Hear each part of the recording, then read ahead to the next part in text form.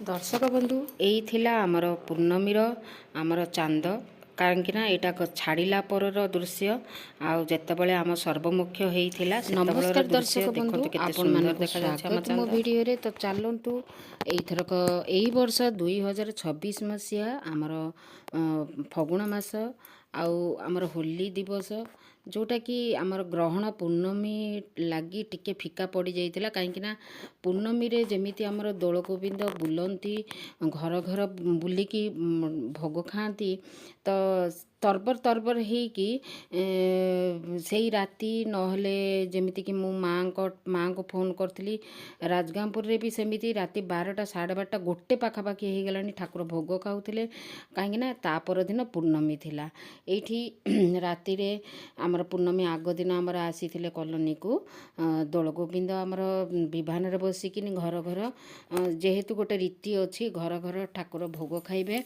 आउ आसी तो ସେଇଠୁ ଆରମ୍ଭ ହେଇଥିଲା ପୂର୍ଣ୍ଣମୀ ତାପର ଦିନ ଗ୍ରହଣ ପୂର୍ଣ୍ଣିମା ଆମର ଯୋଉଟା ପୂର୍ଣ୍ଣମୀ ଦିନ ଗ୍ରହଣ ଲାଗିଥିଲା ଚନ୍ଦ୍ରଗ୍ରହଣ ଆଉ ପୁରା ସକାଳୁ ନେଇକି ଆମର 6ଟା ମାନେ 5:30 6ଟା ବାଜି ନଥିଲା ଆମେ ପୂଜା କାମ ସବୁ ସାରି ଦେଇଥିଲୁ 4ଟାରୁ ଉଠିକି ଆଉ ଯେଉଁମାନେ ଏଇ ଗ୍ରହଣ ଏତେ ବଢ଼ିଆ ଗ୍ରହଣଟା ବି ଦେଖିବାକୁ ଗଲେ ମାନେ 6ଟା ରାଶି ଆମର ଶୁଭକୁ 6ଟା ରାଶି ଅଶୁଭ ଯେଉଁମାନଙ୍କର ରାଶି ଅଶୁଭ ଟିକେ ଅଛି ସେମାନେ ଅଭିଷେକ ବି କରୁଥିଲେ କରିପାରିବେ ବୋଲି କୁହାହେଇଥିଲା ତ ଶିବ ମନ୍ଦିରରେ ଯାଇକି ଅଭିଷେକ ବି କରିଲେ ଭଲ କିନ୍ତୁ 4ଟା ରାତିରୁ ଉଠିକି 6ଟା ସୁଦ୍ଧା ଆମର ପୂଜା ଖତମ ହେଇଯାଇଥିଲା ଆଉ ପୂଜା ସରିଲା ପରେ ଆମର ହାଣ୍ଡି ଛାଡ଼ ଆଉ ଯେଉଁ ଖରାବେଳେ ଆମର 3:20ରେ ଯେମିତିକି ଆମର ଲାଗିଥିଲା 3ଟା ପରଠାରୁ ଆମେ ମାନି ଦେଇଥିଲୁ କି ଆମେ ଖାଇବୁନୁ କାରଣ ଗ୍ରହଣ ସେତେବେଳେ ଲାଗୁଛି ଆଉ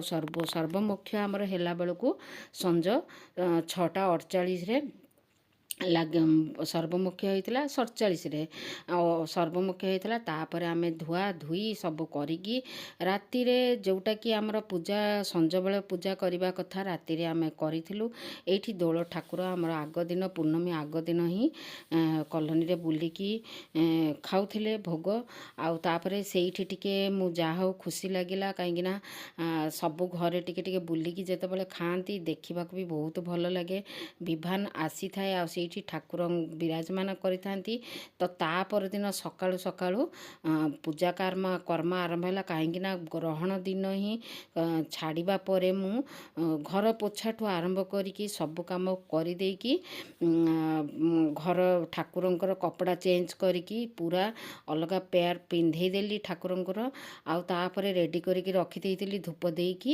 ଆଉ ଠାକୁରଙ୍କୁ ସକାଳୁ ସକାଳୁ ପୁଣି ପୂଜା ସାରିକି ନିଜର ରୋଷେଇ କାମ ନାସ୍ତା ଛୁଆମାନଙ୍କର କାମ ସବୁ ସାରିକି ଅଳ୍ପ ସମୟ ମୁଁ ପାଇଲି ଏଥରକ ଯାଇକି ଟିକେ ବାହାରେ ମଜାମସ୍ତି କରିବା ପାଇଁ କାହିଁକିନା ଘରେ ନେଇ ଆସିଥିଲେ ମଟନ୍ ସାଙ୍ଗକୁ ପନିର ଆଉ ସେଟା ହେଉଛି ଭେଜ୍ ବିରିୟାନୀ କାରଣ ବାବୁନା ଟୋଟାଲ ଛୁଆବେଳରୁ ଆମର ଖାଏନି ପ୍ରତି ଭିଡ଼ିଓରେ ବି ମୁଁ କହିଛି ଛୁଆବେଳରୁ ସେ ନନଭେଜ୍ ଖାଏନି ତ ଯେଉଁମାନେ ଇଚ୍ଛା କରୁଛନ୍ତି ଯେମିତିକି ତା ବାପା ହେଲା ଆଉ ଘରେ କରିବୁ ମାନେ ମୁଁ ବି ଖାଏ ତ ସମସ୍ତେ ଆମେ ହୋଲି ପର୍ବଟି ଆମର ଉତ୍ସବଟି ଯେଉଁଟା ବୁଧବାର ଦିନ ପଡ଼ିଥିଲା ତେଣୁକରି ମଟନ୍ ବିରିୟାନୀ ଆଉ ଉଷୁନା ଭାତ ସାଙ୍ଗକୁ ମଟନ୍ ତରକାରୀ ପୁଣି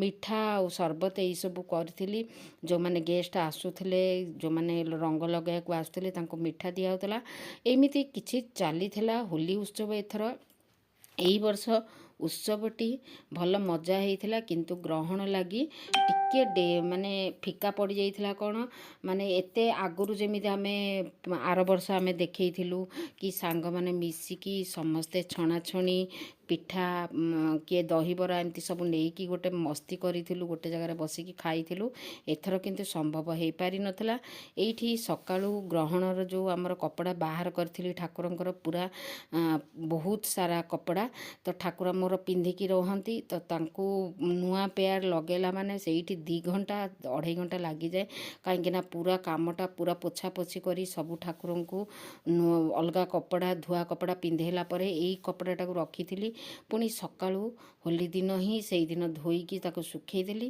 ଆଉ ତାପରେ ତାକୁ ଆଣିଦେଲା ପରେ ଦେଖିଲି ସକାଳୁ ସକାଳୁ ଭୋରୁ ଭୋରୁ ପୂଜା ତ ସାରି ଦେଇଥିଲି, କୀର୍ତ୍ତନ କରିବା ପାଇଁ ଆସିଥିଲେ ହୋଲିରେ। ଏଇଗୁଡ଼ାକ ହିଁ ମଜାମସ୍ତି ଲାଗେ। ଆଉ ଗୋଟେ ନିଆରା ପର୍ବ, ମାନେ ମନରେ ଗୋଟେ ଆନନ୍ଦ ଆଣିଦିଏ।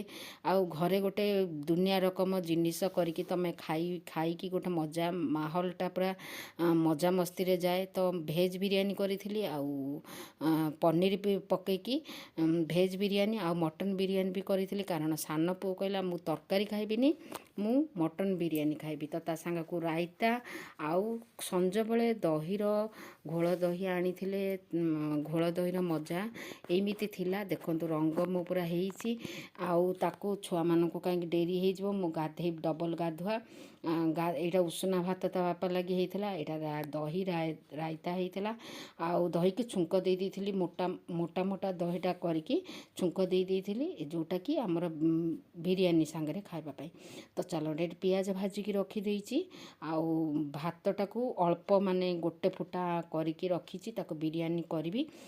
ତ ଭେଜ୍ ଅଲଗା, ନନଭେଜ୍ ଅଲଗା, ଏମିତି ସବୁ କରିକି ବହୁତ ସମୟ ଲାଗିଯାଇଥିଲା। ଆମର ବାହାରକୁ ଟିକେ ଯିବା ପାଇଁ, ସାଙ୍ଗସାଥିରେ ମଜାମସ୍ତି କରିବା ପାଇଁ। ତ ପାର୍କକୁ ଗଲାବେଳକୁ ସମସ୍ତେ ଖେଳି ବି ସାରିଥିଲେ। ତ ମୁଁ ଟିକେ ଯାଇକି ଖାଲି ବୁଲି ଦେଇକି ଆସିଲି, କାରଣ ମୁଁ ବାହାରିବାକୁ ଚେଷ୍ଟା କଲି କିନ୍ତୁ ବାହାରି ପାରିଲିନି। ଆଉ କାରଣ ଏମିତି ରୋଷେଇ ଯଦି କିଛି ରହିଯାଏ ନା ଗୋଟେ ପୂଜା ପର୍ବରେ, ଘରୁ ବାହାରି ହୁଏନି।